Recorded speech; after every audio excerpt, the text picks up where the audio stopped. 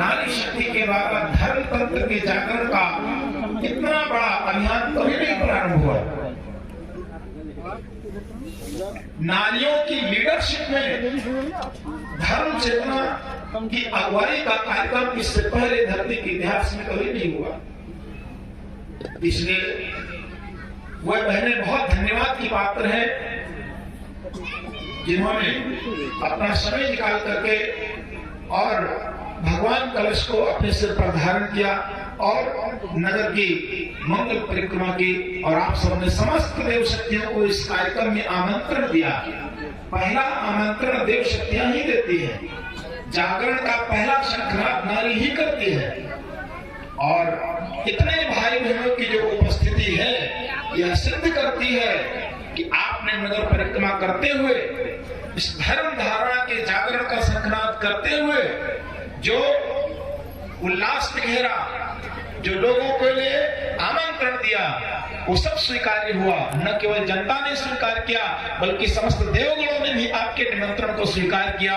और समस्त देव शक्तियों की अनुकंपा और कृपा बरसी और उन्हीं की अनुकंपा और कृपा के कारण ये आपका कार्यक्रम इतना भव्य, इतना दिव्य और इतना शानदार तरीके से संपन्न होते हुए और आज विराम ले रहा है।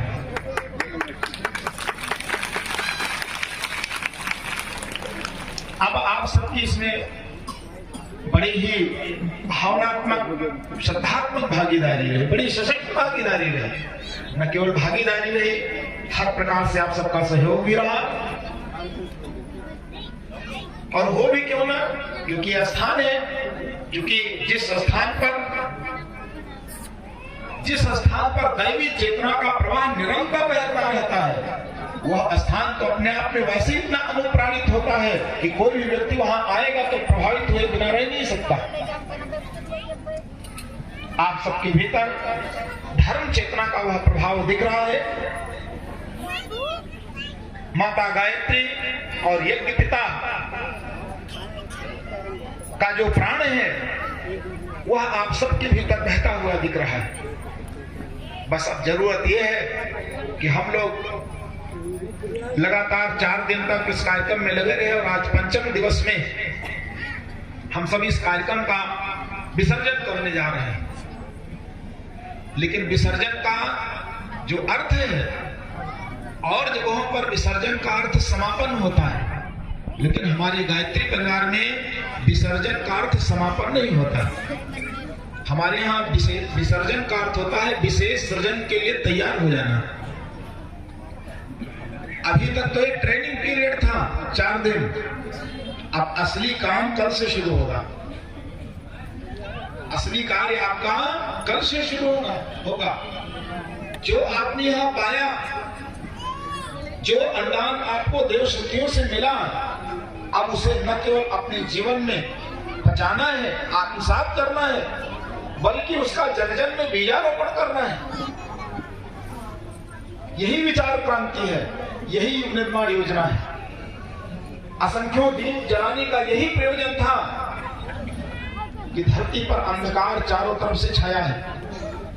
इस अंधेरे को दूर करने के लिए एक एक व्यक्ति अगर एक दिए को जलाने के लिए तत्पर हो जाएगा तो पूरी धरती दीपों से जगमगा उठेगी। हम सब उसी प्रक्रिया का एक हिस्सा बने, हम वही संकल्प लेके जाएं। सबसे पहले हमें अपने जीवन को रूपांतरित करना है, प्रयास करना है, बदलना है। गुरुदेव के विचारों को अपने जीवन के खेत में बोना है। और परम पूज्य गुरुदेव के विचार, उनके ज्ञान किए सूत्र जिस पृथ्वी हृदय में आरोपित हो जाते हैं, उसके भीतर सद्गुणों की फसल लहरा उठती है। उसका व्यक्तित्व चमक जाता है, उसका घर परिवार श्रेष्ठ और सुंदर बन जाता है, बच्चे संस्कारी बन जाते हैं। गुरुदेव के सूत्र को, गुरुदेव के विचारों को कोई भी अपने हृदय में, अपने विचारों में, चिंतन में कभी भी धारण करके देख सकता है। हम सबका विश्वास है। इसलिए आपसे हमने निवेदन किया कि आप भी इस तरफ ध्यान दें। हम लोग तो यहाँ से कार्यक्रम का समापन करके जाएंगे, लेकिन जाने से पहले एक निवेदन करके जाएंगे। वो क्या, एक छोटी सी कहानी से मैं आपको बताने का प्रयास करता हूं। कहते हैं एक बार एक महात्मा जी थे। उन महात्मा जी के 3 शिष्य थे। महात्मा जी को 10 साल के लिए तपस्या करने बाहर जाना था। महात्मा जी 10 साल तपस्या करके जब लौटते तो उनके पास जो तपस्या की पूंजी थी वो उन 3 में से किसी एक शिष्य को देना चाहते थे, लेकिन कोई संत, कोई महात्मा, कोई गुरु अपनी तपस्या की पूंजी, अपने तप की पूंजी किसे दे? पात्रता तो चाहिए। कुपात्र को तो कोई नहीं देता, पात्रता साबित करनी पड़ती है। तो पात्रता के लिए, परीक्षण के लिए क्या किया जाए? तो गुरु जी ने अपने 3 शिष्यों को बुलवाया और उन्हें 3 चने के दाने दिए और तीनों से कहा, बेटे मैं 10 साल के लिए बाहर जा रहा हूं। 10 साल के बाद जब मैं लौटूंगा तो ये मेरी अमानत है जो मैं तुम्हें सौंप के जा रहा हूं। अमानत क्या? एक चने का दाना, लेकिन ये मेरी अमानत है। ये अपने गुरु की अमानत समझ करके इसको संभाल के रखना, क्योंकि जब मैं लौटूंगा तो ये चीज मुझे वापस चाहिए। तीनों शिष्यों ने 1-1 चने के दाने ले लिए और गुरु जी प्रस्थान कर गए। 10 साल के बाद गुरु जी लौटे। तीनों शिष्यों को संदेशा भिजवाया, बेटे मैं 10 साल की तपस्या करके आ गया हूं, मेरी अमानत मुझे वापस करो। पहले वाला शिष्य गया, चने का दाना लेके गया था, 10 साल सुरक्षित रखना था, सोचा कहां रखे इसको। तो उसने अपने घर के रसोई घर में, जो उसके यहाँ घर में रसोई घर था, सोचा सारा अन्न पानी यही रहता है, तो उसी रसोई घर में किसी डिबिया में बंद करके रख दिया था। अब वो 10 साल में वो डिबिया में रखा सड़ गया दाना। खोला उस डिबिया को तो उसमें कुछ नहीं, वो तो सड़ा हुआ, तब वो बेकार हो गया। दूसरे वाले ने मुंह लटका के गया, गुरुजी क्या करें, मैं तो रसोई घर में रखा था, वो अनाज का सारा वही भंडार होता है, मैंने सोचा वहां सुरक्षित रहेगा, लेकिन वो दाना सूख के सड़ गया डिबिया में, नहीं ला पाया गुरुजी। दूसरा वाला, उसको पता चला, वो भी गया, उसने कहा रखा चने के दाने, उसने सोचा एक चना का दाना है, गुरुजी ने दिया, कहाँ रखे, तो उसने तिजोरी में बंद किया, क्योंकि उसके घर के सारे कीमती सामान तिजोरी में रहते थे। गुरु जी के चने के दाने को तिजोरी में बंद किया। अब गया पूरी तिजोरी खोल डाला, क्योंकि कितनी बार 10 साल में शादी हुए, विवाह हुए, तो तिजोरी में बहुत सारा सामान रखा गया, निकाला गया, वो चने का दाना कब कहाँ गायब हो गया उसको भी पता नहीं। वहां भी मुंह लटका के गया, गुरु जी क्या बताएं, रखा तो था हमने तिजोरी में, लेकिन मिला नहीं। तीसरा वाला गया, गुरु जी के सामने हाथ जोड़ा और कहा, गुरु जी जो चने का दाना आपने दिया था उसे लेने के लिए आपको मेरे घर चलना पड़ेगा। क्यों बेटे? हाँ गुरु जी आप घर चलिए, क्योंकि उसे मैं यहाँ नहीं ला सकता। घर ले गया, गुरु जी के चरण धुलाए, और गुरु की क्या मानत सौंपी मालूम है? उसने चने के दाने को ले जाने के बाद क्या किया था? उसने उस चने के दाने को देखा, ये तो चना का दाना है, ये संभावनाओं का बीज है। इसलिए उसने अपने घर के आंगन में एक गड्ढा बनाया, खुरपी से खोदकर उसमें चने के दाने को डाल दिया। वो थोड़ा सा पौधा बड़ा हुआ, गुरु जी की अमानत है, गुरु की अमानत मान करके उस पौधे को सिंचित किया, पौधा बड़ा हुआ, उसमें 100 चने के दाने पैदा हुए। 100 चने के दाने गुरु जी की अमानत है, इसलिए ले जाके बाढ़ में बोया, उसमें से 1000 दाने पैदा हुए। उसको गुरु जी की अमानत है, इसे ले जाके खेत में बोया, और उसमें से भाइयों बहनों इतना चना का दाना हुआ कि 10 साल में गुरु जी लौटे तो 8 कुंटल चना उसके घर में रखा था, और गुरु जी को उसे सौंप दिया, गुरु जी ये है आपकी अमानत। भाइयों बहनों, यहाँ जो आपको मिला ये किसकी अमानत है? हमारे गुरु जी की अमानत है। जो विचार आपको दिए गए हमारे गुरु जी की अमानत थी। इन विचारों को घर जाकर के और अपने घर में खूंटी पर टांग देंगे तो आपका कोई भला होने वाला नहीं। लेकिन इन विचारों को गुरु जी की अमानत समझ करके अगर आपने अपने जीवन के खेत में बोया तो मित्रों ये अमानत साल दर साल बढ़ती जाएगी और ये बढ़ते बढ़ते एक समय इतनी हो जाएगी भाइयों बहनों कि आप जब कभी गुरु जी के सामने बैठेंगे तो गुरु जी आपके ऊपर अपनी सारी तपस्या का पुण्य उड़ेल देंगे। इसलिए बोइए, गुरु की अमानत, गुरु के ज्ञान को जीवन के खेत में बोया जाता है, इसलिए बोने की आदत डालिए। संतों की दी गई वाणियों को आचरण का अंग बनाने का प्रयास किया जाता है, उसी में हमारी भलाई है।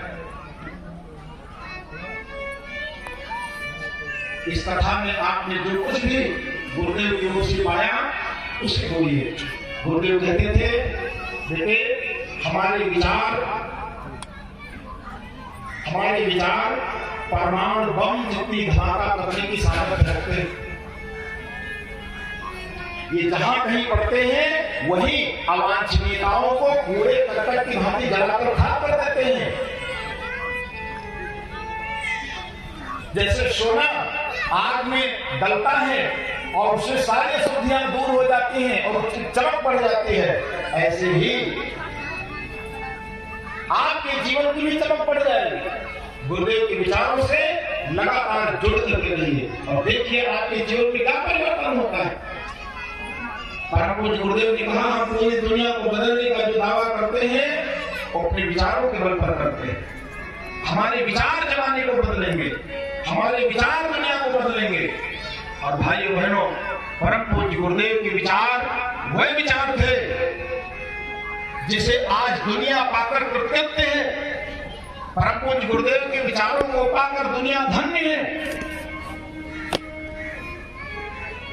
आने वाले दिनों में जो इस धरती पर नए युग का निर्माण होने वाला है, जो नई मनुष्यता का निर्माण होने वाला है, वो परम पूज्य गुरुदेव के विचारों से होने वाला है।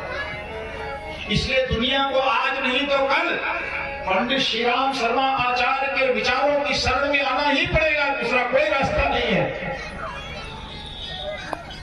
गुरुदेव महाभारत का उदाहरण दिया करते थे, कहते थे कि पांडव जब लक्षागृह में जलने लगे, दुर्योधन ने षड्यंत्र से आग लगा दी, तो जब पांडवों का लक्षागृह चारों तरफ से धूल जलने लगा तो उन्हें कोई रास्ता न सूझा, कहां से निकले? तो उस लक्षागृह के भीतर से एक सुरंग जाती थी जिसे विदुर ने बनवाया था। पांडव सुरंग के रास्ते निकल पाए थे। गुरुदेव कहते थे आने वाले समय में एक दिन ये दुनिया चारों तरफ से लक्षागृह बन जाएगी, जहां पर हजारों हजार समस्याएं पूरी मनुष्यता को निगलने के लिए तैयार खड़ी होंगी और दुनिया में किसी को कोई समाधान न सूझेगा। जब ये दुनिया परिस्थितियों के दावानल में एक लक्षागृह की भांति जलने लगेगी, उस समय मित्रों इस दुनिया को बाहर निकलने का, समाधान ढूंढने का एक ही रास्ता होगा और उस रास्ते का नाम है युग निर्माण योजना, उसका नाम है हमारी विचार क्रांति अभियान। इसलिए परम पूज्य गुरुदेव के विचारों से जुड़ करके और जीवन को सार्थक करने के लिए निरंतर आप आगे बढ़िए। आप अपने जीवन में लाइए और साथ साथ गुरुदेव के विचारों को फैलाइए। परम पूज्य गुरुदेव के वे विचार हैं जिनको कभी वेंकटरमण जी ने पढ़ा था, पढ़ते ही उनके आंख से आंसू गिरे थे और बड़े भाव विभोर होकर के कहा था उन्होंने, आज मुझे अगर आचार्य जी का ये साहित्य या ज्ञान पहले मिल गया होता तो मैं राजनीति में जा करके मैं आचार्य जी के चरणों में बैठ करके और अध्यात्म ज्ञान का शिक्षण दे रहा होता। ये परम पूज्य गुरुदेव की विचार वह विचार है कि कहते हैं विनोबा भावे जी, आचार्य विनोबा भावे जी को ग्वालियर में उनका एक बहुत बड़ा कार्यक्रम था। हमारे गायत्री परिवार के कुछ परिजन साथ को विनोबा भावे जी से मिले और उनको गुरुदेव की साहित्य दी। कहा साहब हमारे आचार्य जी की लिखी हुई पुस्तक है। विनोबा भावे जी ने उस पुस्तकों को लिया और एक ही दो पुस्तक के एक दो पृष्ठ पढ़े थे। पढ़ने के बाद उनकी आंखों में जैसे चमक आ गई हो। उन्होंने गायत्री परिजनों को बुलाया और बुलाने के बाद कहा बेटा एक काम करना, कल जब मेरा प्रवचन होगा और हजारों लोग सामने जब प्रवचन सुन रहे होंगे, ये पुस्तक उस समय तो मुझे मंच पर भेंट करना। और कहते हैं कि आचार्य विनोबा भावे जी का जब प्रवचन हुआ ग्वालियर में, हजारों हजार लोगों की सभा उनको सुनने को बैठी थी। उस प्रवचन के बीच में वो हमारे कार्यकर्ता गायत्री परिवार के, उन्होंने गुरुदेव का जब साहित्य ला करके उनको दिया, विनोबा भावे जी ने मंच पर अपने हजारों शिष्यों के बीच में परम पूज्य गुरुदेव की साहित्य को अपने सिर पर रखा और सिर पर रख करके और मंच पर चारों तरफ घूम करके नाचने लगे। और फिर इसके बाद अपने शिष्यों को संबोधित करते हुए कहा, देखो एक ऐसा ऋषि आया, एक ऐसा महामानव आया जिसने इस धरती पर फिर से ज्ञान की एक नई गंगा को प्रवाहित किया है। और इस धरती पर परम पूज्य गुरुदेव पंडित श्री राम शर्मा आचार्य ने इन साहित्यों के माध्यम से फिर से इस धरती पर अमृत बहाया है, और जो इस अमृत में डूबेगा उसका जीवन अमर हो जाएगा। ये विनोबा भावे जी के शब्द थे परम पूज्य गुरुदेव के विचारों के संदर्भ में।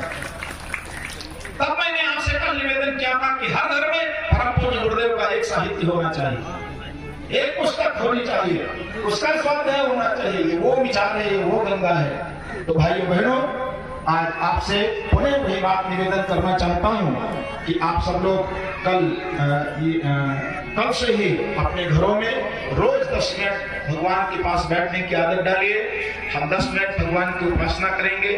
उपासना जिस भी रूप में करिए, पूरे भाव से करिए, पूरे मन से करिए, पूरी श्रद्धा से करिए। सद्बुद्धि सद्ज्ञान की प्रार्थना करिए, पहला। दूसरा, आप अपने घर में बलवेश यज्ञ करिए। 5 आहुति भोजन बन जाए तो बिना दिए किसी को भोजन ना दीजिए। रोज का नियम बनाइए। अपने घर में एक तुलसी का पेड़ लगाइए। नियमित सूर्य भगवान को अर्घ्य चढ़ाइए। अपने घर में रोज शाम को पूजा स्थली पर एक दीपक जलाइए और देव शक्तियों की आरती करिए। संक्षिप्त में करिए, बहुत लंबा चौड़ा नहीं, 5-10 मिनट का क्रम हो। आरती घुमा करके और कोई एक पुस्तक आपके घर में रोज पढ़ी जाए। अगर कोई ना हो, आपके घर में कोई भी ना हो, आप अकेले हैं तो भी पुस्तक को लेकर के और थोड़ा जोर जोर से पढ़िए। क्योंकि जब आप पुस्तक को पढ़ेंगे तो अच्छे विचार, अच्छे शब्द बन करके निकलेंगे। और विज्ञान का नियम है कि संसार में कोई भी चीज नष्ट नहीं होती। ठीक है, जो बच्चे पढ़ने वाले होते हैं वो जानते होंगे, और आप पूछ लीजिएगा अपने बच्चों से, कोई भी चीज नष्ट नहीं होती। ये जो शब्द भी निकलता है ये वाइब्रेशन बन करके और लगातार घूमता रहता है, ये कभी नष्ट नहीं होता। इसलिए आज वैज्ञानिक भगवान कृष्ण की कही गई गीता को ज्यों का त्यों सूक्ष्म मंडल में पकड़ने के लिए मशीनें बना रहे हैं। वो कहते हैं वो कृष्ण के बोले गए शब्द आज भी मौजूद हैं। अगर हम कोई ऐसी मशीन बना सकें जो उस फ्रीक्वेंसी पर ट्यून हो, जो उस जो है ध्वनि तरंगों को कैच कर सके, तो आप जब घर में गुरुदेव के साहित्य को, गायत्री चालीसा को, गीता के श्लोक को, मानस की चौपाइयों को बोलेंगे, गाएंगे, तो ये शब्द तरंगे आपके घर में मित्रों वाइब्रेशन के रूप में मौजूद रहेंगी। और जब ये मौजूद रहेंगी, कल का आपके घर में कोई बच्चा जब राम के बारे में सोचेगा तो जैसे ही मस्तिष्क राम के बारे में सोचेगा, वो सारे के सारे शब्द जो आपके रामचरितमानस की चौपाइयों में होंगे सब उसके मस्तिष्क में आने लगेंगे। क्योंकि आप मस्तिष्क में जैसे विचार लाते हो, आपके चारों तरफ से वैसे ही विचार आपके मस्तिष्क में आने लगते हैं। क्योंकि उनके साइक्लोन चलते रहते हैं विचारों के, सारे पॉजिटिव थॉट्स के भी साइक्लोन है और निगेटिव थॉट्स के भी साइक्लोन है। जब भी कभी आप अच्छे विचार करते हो तो आप अपने घर को अच्छे विचारों से, अच्छे शब्दों से भरिए। कोई सुनने वाला है तो ठीक है, नहीं सुनने वाला है तो भी बोलिए। तो ये स्वाध्याय सत्संग का, और मैंने बताया था सवेरे का काम पूजा का और शाम का काम पाठ का। पूजा सवेरे, पाठ शाम को, ये रोज आपके यहाँ होना चाहिए। ठीक, इतना काम आप रोज करिए। इसके लिए स्वागत के लिए तैयार रहना चाहिए। बस 2026 हमारे परम पूज्य गुरुदेव पंडित श्री राम शर्मा आचार्य जी, जिन्होंने अखंड दीप जलाया था, आप शांति हो जाइए, 1926 में जिस दीपक को परम पूज्य गुरुदेव ने प्रज्वलित किया, वो दीपक आज भी मौजूद है, ज्यों का त्यों जल रहा है। और निरंतर उस दीपक के सामने न केवल परम पूज्य गुरुदेव ने गायत्री महाविद्या के 24 महापुरुष चरण संपन्न किए, बल्कि उसी अखंड दीप की साक्षी में बड़े बड़े अश्विनी देते हुए माता जी ने 100 साल तक उस दीपक को संभाला। अब हमारी सबकी जिम्मेदारी है कि जो अखंड ज्योति थी उसे प्रचंड ज्योति बनाया जाए, और उसी ज्योति के प्रकाश से निकलने वाली गुरुदेव की विचार क्रांति भाई बहनों अब धरती पर बहुत तेजी से आने वाले दिनों में युग परिवर्तन करने वाली है। जमाना बहुत तेजी से बदलने वाला है। आध्यात्मिक शक्तियां बहुत तेजी से जागृत होकर के सारे भूमंडल का परिवर्तन करेंगे। इसलिए हम सब लोग उसके लिए अभी से तैयारी करें। हमारी वही माता जी, मैंने नारी शक्ति की बात की, इस धरती पर धरती के इतिहास में पहली बार धर्म चेतना के जागरण की कमान अगर किसी ने संभाली तो नारी शक्ति ने संभाली। किसी भी अवतार के समय में भी नारी शक्ति के द्वारा इतने बड़े पैमाने पर धर्म चेतना के जागरण की अगुवाई नहीं की गई थी और इसकी शुरुआत हमारे यहाँ वंदनीय माता जी ने की। जब वंदनीय माता जी ने धर्म चेतना को जगाने के लिए बड़े बड़े अश्वमेध यज्ञों की कमान संभाली, न केवल अश्वमेध यज्ञों का मार्गदर्शन किया बल्कि अपने तप से, अपनी तपस्या से उन बड़े बड़े यज्ञों में शक्ति का संचार किया। उसी का परिणाम था भाइयों बहनों, वंदनीय माता जी के तप और त्याग का परिणाम था, उनकी तपस्या का परिणाम था कि आज नारी शक्ति एक आदर्श और सिद्धांत लेकर के खड़ी हो रही है। माता जी की तपस्या का परिणाम है कि जो नारियां घर के चार दीवारी में पर्दे में कैद रहती थी, आज वे नारियां हर क्षेत्र में आगे बढ़ रही हैं और भारत की नारी आने वाले दिनों में वंदनीय माता जी के संरक्षण और निर्देशन में 21वीं सदी उज्जवल भविष्य का सपना साकार करेगी। इसलिए आप सब लोगों के लिए वंदनीय माता जी का भी शताब्दी समारोह है 2026 में। तो जैसे हमारे घर में कोई विवाह होता है तो लोग खुश हो जाते हैं और चारों तरफ सजावट होता है, तैयारियां होती है, ऐसे ही हम सबको 2026 के लिए बहुत खुश और प्रसन्न होने की आवश्यकता है, क्योंकि दो शताब्दियां हैं हमारे गुरुदेव की, अखंड देव की भी और वंदनीय माता जी की। इन शताब्दियों में हम एक ही काम करें, वो ये कि इस गुरुदेव की विचार क्रांति को, उनके विचारों को, निर्माण योजना को जन जन तक, घर घर तक पहुंचा दीजिए। गायत्री माता को, यज्ञ पिता को जन जन में, घर घर में स्थापित कर दीजिए। बस इतना ही सा काम हमारा है। गुरुदेव कहते थे बेटे तुम गायत्री को लोगों के घर में बिठा दो, केवल यज्ञ भगवान को घर में बिठा दो, बाकी काम गायत्री माता और यज्ञ भगवान स्वयं कर लेंगे। हमारा काम उनको घर घर में पहुंचाने का है, उनको घर घर में बिठाने का है। तो भाई बहनों आप लोग भी इसके लिए संकल्प लीजिए कि हम इस यज्ञ के बाद क्या करेंगे। हर बहन सोचे, हर भाई सोचे कि कम से कम 5 घरों में, 10 घरों में हम लोगों को प्रेरित करके उनके घर में अगर गायत्री माता की फोटो नहीं है तो कहिए आप गायत्री माता की फोटो लेके आइए मंदिर से। चालीसा नहीं है, चालीसा दीजिए। वो लोग गायत्री नहीं जपते, बोले 10 मिनट गायत्री मंत्र का जप करें। वो लोग सूर्यार्धन नहीं करते, आप बोलिए उनको सूर्यार्धन करें। ऐसे ऐसे आप अभियान चलाइए, गुरुदेव माता जी को, गायत्री माता को घर घर में प्रतिष्ठित कर दीजिए। भाई बहनों इतना आप करते जाएंगे तो युग बदलता जाएगा, युग बदलता जाएगा। आज हम आप सबको भगवान के सहयोगी सहचर बनाने के लिए आमंत्रित करते हैं। आप भी भगवान के सहयोगी बन जाइए। अरे भाई भगवान जब भी आया तो हमेशा लोगों को पुकारा, लेकिन जिन लोगों ने समय रहते भगवान की पुकार सुनी, भगवान राम की पुकार को सुन करके आगे आने वाले लोगों ने हिंदू इतिहास पढ़ा। और उस समय मनुष्य जो गए थे, पशु पक्षियों ने इतिहास पढ़ा लिया, जटायु ने इतिहास पढ़ा लिया, जंगल में रहने वाले बानरों ने इतिहास बना लिया और साधारण तो छोड़ दिए, गिलहरी तक ने इतिहास बनाया। भगवान का काम हो रहा था, कौन चुप बैठ सकता है भाई। जो भी व्यक्ति भगवान को पहचानता है, जिसके भीतर भगवान के प्रति आस्था है, कम से कम वो तो चुप ना बैठे।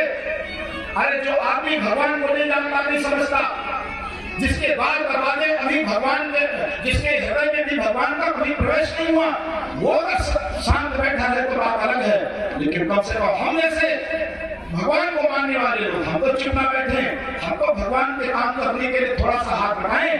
भगवान ने युग बदलने के लिए आप सबके पुरुषार्थ का आह्वान किया है और आप सब ज्यादा कुछ बड़ा नहीं कर सकते, तो गिलहरी का पुरुषार्थ तो हर कोई कर सकता है। गिलहरी को भगवान ने कैसे बना दिया आपको मालूम है। कहते हैं जब पुल बन रहा था तो सारे बानर बड़े बड़े पत्थर डाल रहे थे। गिलहरी ने देखा ये सारे के सारे बानर जुटे हुए भगवान का काम हो रहा है। भगवान का काम होते देखकर एक गिलहरी में ललक पैदा हो गई, एक जिज्ञासा पैदा हो गई। जैसे हमारे पीले कपड़े पहने हुए ये भाई साहब लोग दौड़ते हुए इधर पर चलते हैं तो बहुत सारे लोग देखते हैं भाई ये अच्छे काम के लिए संजय जी दौड़ रहे हैं, हमारे ये संदीप जी दौड़ रहे हैं, हमारे बहुत सारे यहाँ भाई बहन है और वो बहन जी है वो दौड़ रही है। तो दूसरे लोगों के भी मन में आता है कि जब इतने सारे लोग दौड़ रहे तो हम भी कुछ करें, ये भावना पैदा होती है। यही प्रेरणा गिलहरी में पैदा हुई।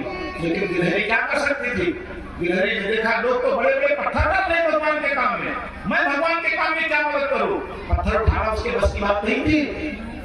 गिलहरी थोड़ी देर मायूस हो गई, भगवान का काम हो रहा है कि मैं चूक न जाऊं, छटपटाने लगी। लेकिन जब भगवान का काम करने के लिए किसी के भीतर इच्छा पैदा होती है तो भगवान उसे रास्ता सुझा देता है। इच्छा पैदा हो तो रास्ता भगवान सुझा देता है। गिलहरी के भीतर एक इच्छा पैदा हुई, एक रास्ता सुझा कि चलो कोई बात नहीं, हम बड़े पत्थर को नहीं उठा सकते, उतनी सामर्थ्य तो भगवान ने हमें दी नहीं, तो क्या करती गिलहरी? एक तरीका निकाला। गिलहरी गई और गिलहरी ने समुद्र के पानी में अपने बालों को भिगो लिया और समुद्र के पानी में बालों को भिगो करके और गिलहरी आई जो समुद्र के किनारे रेत थी उसमें लौटने लगी। जब रेत में लौटने लगी तो भीगे हुए बालों में समुद्र की रेत चिपक गई।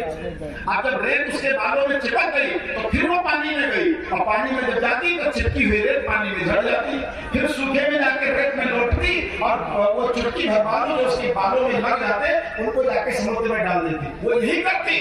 जहाँ बड़े बड़े वानर पत्थर डाल रहे थे वहां गिलहरी अपने रोए में शरीर के बालों में चुटकी चुटकी रेत चिपका करके और ले जाते उसमें डाल। एक वानर आया और उसने कहा गिलहरी तू क्या कर रही है? तू क्या कर रही है? अरे समुद्र पर पुल बन रहा है, इतने बड़े पुल के निर्माण में तू चुटकी चुटकी रेत डाल रही है, क्या तेरे चुटकी भर रेत डालने से समुद्र पर जाएगा? तो गिलहरी गंभीर हुई।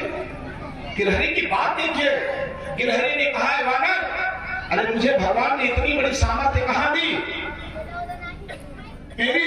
मुझे भगवान ने इतनी बड़ी सामर्थ्य कहां दी कि मैं तुम्हारे जैसा बड़ा पत्थर उठा सकूं? लेकिन अगर चुटकी भर रेत डालने की सामर्थ्य दी है तो आज भगवान का काम है, आज हमसे बचा के क्यों रखें? ये बात सही है कि चुटकी भर रेत समुद्र को नहीं सुखा सकती। गिलहरी ने कहा ये बात सही है कि चुटकी भर रेत समुद्र को नहीं सुखा सकती, लेकिन समुद्र के बूंद को जरूर सुखा सकती है। और एक बूंद को सुखाने की सामर्थ्य अगर हमारे में है तो हम क्यों चुप बैठे? हम लड़ाएंगे। और कहते हैं यही बात गिलहरी की सुन करके भगवान राम उठे, दौड़ते हुए आए, गिलहरी को उठाया और भगवान राम की आंखों में आंसू आ गए और भगवान राम ने कहा गिलहरी के पीठ पर हाथ फेरते हुए कहा गिलहरी, अरे तेरी जैसी आत्माएं अगर राम राज्य के लिए खड़ी हो गई है तो अब रावण मरेगा और राम राज्य आएगा, दुनिया की कोई ताकत रोक नहीं पाएगी। क्यों? क्योंकि गिलहरी जैसी आत्माएं खड़ी हो गई। अरे आप गिलहरी से कम तो इसमें से कोई नहीं है, गिलहरी से कम तो इसमें कोई नहीं है। थोड़ी सामर्थ्य लगाइए, थोड़ी बुद्धि लगाइए, थोड़ी प्रतिभा लगाइए, थोड़ा सा योगदान लगाइए और इस गायत्री महाविद्या को जब जब तक फैला दीजिए, इस गुरुदेव की विचार क्रांति को साहित्य कर दीजिए और फैला दीजिए।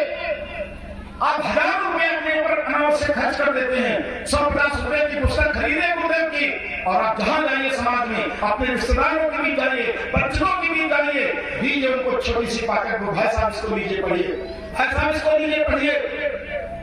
ऐसे आप काम करिए, हम कुछ नहीं कर सकते। इस युग में कोई पत्थर नहीं डालना, इस युग में हर आदमी के मस्तिष्क में गुरुदेव के विचार पहुंचाना है, बस यही काम है। और गुरुदेव के विचारों को लोगों के मस्तिष्क में पहुंचाने के लिए गिलहरी जैसा योगदान कोई भी कर सकता है।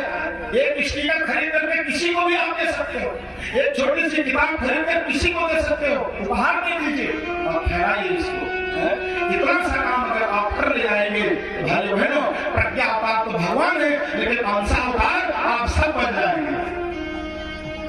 लाठी उठाना भगवान कृष्ण है, पहाड़ उठाना भगवान कृष्ण है, लेकिन लाठी लगाने का श्रेय सबको मिल जाता है। पुल बनाना भगवान की शक्ति को बनाती है, लेकिन उसमें कुछ डालने के लिए आप सब धन्य हो जाते हैं। गिलहरी ने इतिहास बना दिया, आपका भी इतिहास होगा, कभी मेरे का इतिहास लिखा जाएगा।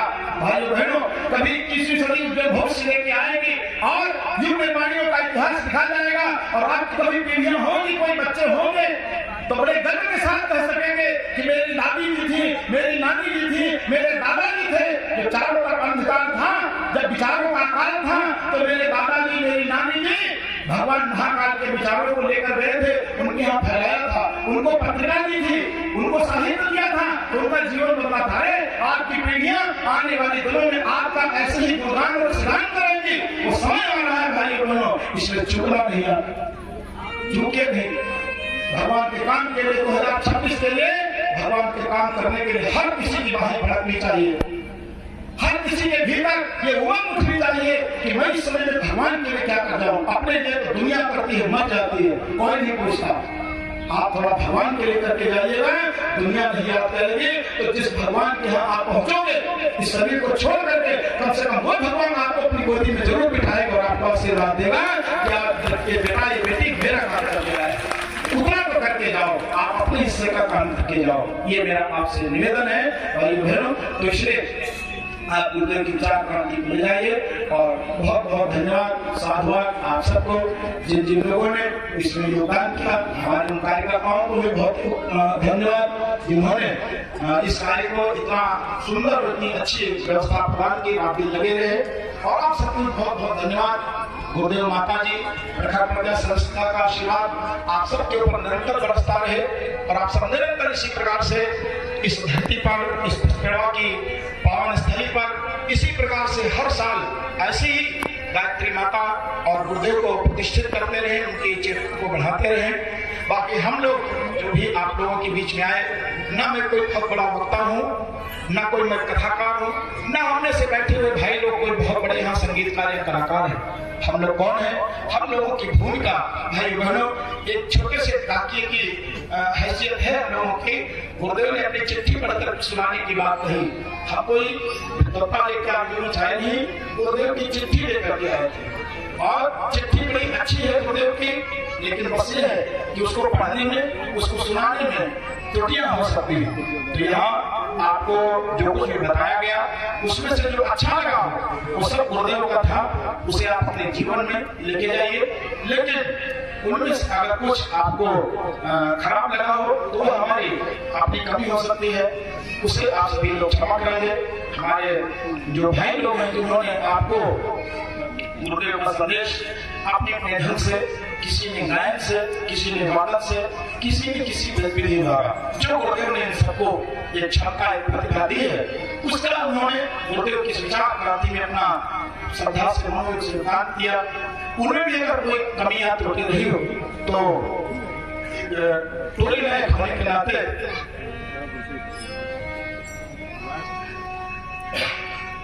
हम इनकी भी जिम्मेदारी उठा लेते हैं। और हमसे भी कोई भूल त्रुटि हुई तो आप सब अपना बेटा, अपना छोटा समझकर क्षमा करेंगे। आप सबको कोट नमन, कोट प्रणाम और समाप्त करते हैं। शांति शांति शांति।